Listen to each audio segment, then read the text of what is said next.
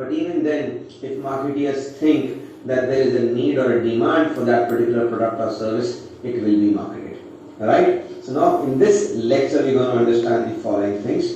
We are going to understand what products and services can be marketed. We'll also understand the types of demands. In the last lecture we talked about need, want and demand. So it is very apparent for the marketeers to understand the needs, wants and the demands for the customers, and once they've understood the demands, they can design their products and services and the entire market offering around those demands, right? So we also need to understand the various types of demands that marketers look forward for, and eventually towards the end of this lecture we're going to see the evolution of marketing. So first things first, let us try and think and let us try and make a list of all those things. It could be products or services that can be marketed. Now this will be called the scope of marketing, right? So Mr. Philip Kotler has laid down a list of 10 to 11 broad categories which can be marketed, and here they are. So as far as you can think of, all kinds of products, whether tangible or intangible or a mixture of these two, can be marketed. To start with, yes, goods can be marketed.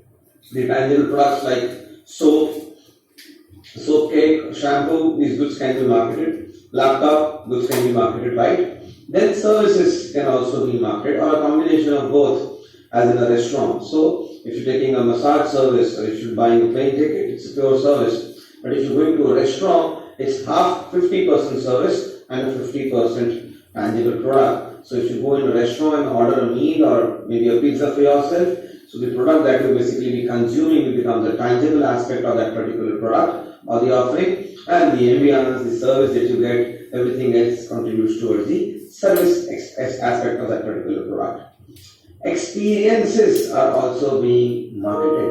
You must have heard Mr. Amitabh Bachchan telling kuch din to guzaro Gujarat mein, because he is actually marketing you to experience the vibes of that particular state. Apart from that, you must have seen when you go into tourist destinations, there are a lot of adventure activities like bungee jumping, river rafting, rappelling, rock climbing. Now, in fact, heritage walks are pretty much into fashion, right? So if you go to a heritage city like Jaipur, or maybe Vrindavan, or maybe Agra, which has got a very, very big history, very long history, hundreds of years, so there would be tour operators who would be taking tourists around the city. They will be taking them with a walking tour of say 5 to 6 hours. They will take them through the alleys of the city and give them experiences of going across the city on their feet or maybe through cycles. So experiences is there.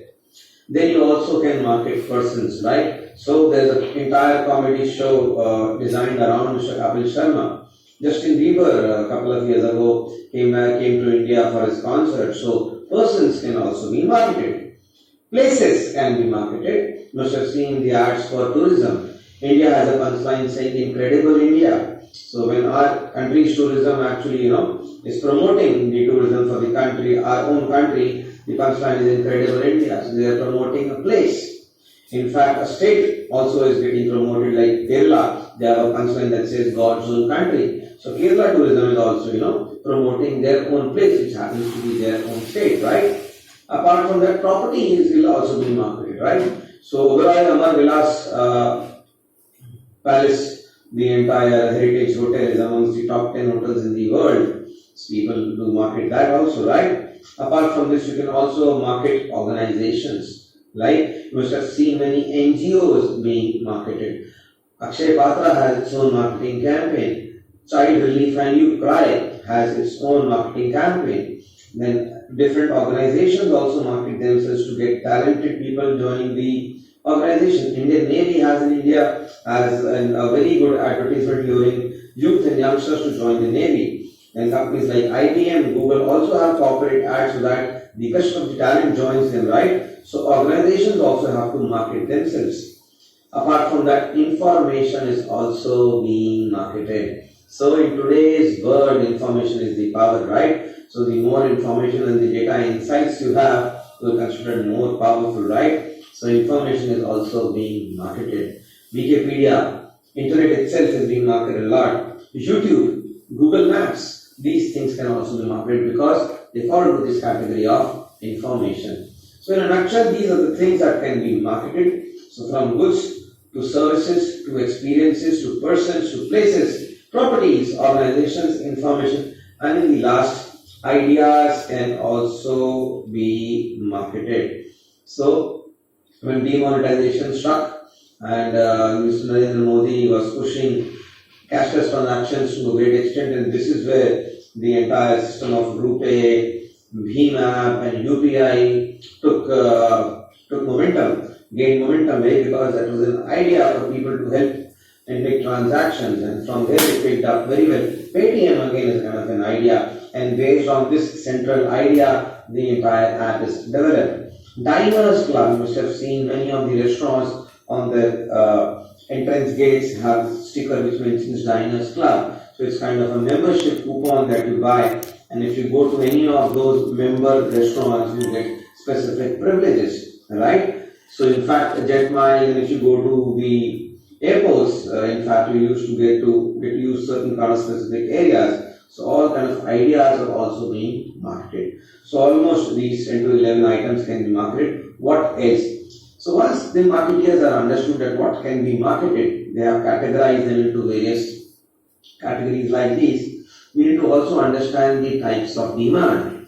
In the last lecture, we understood need, want, and demand. So if the marketeer or the organization comes to know exactly what kind of product or service you will be needing and what kind of demand you will be having with regards to that need or want into mind, and if they can build or design a product or a service which addresses that design, which addresses that demand directly, it will be of great use and insight for those particular companies. Because if they have a product that satisfies their demand, what else is required, right? So what kind of demands are there? Now there could be various types of demand, which is a very, very important slide. So please stay with me in this.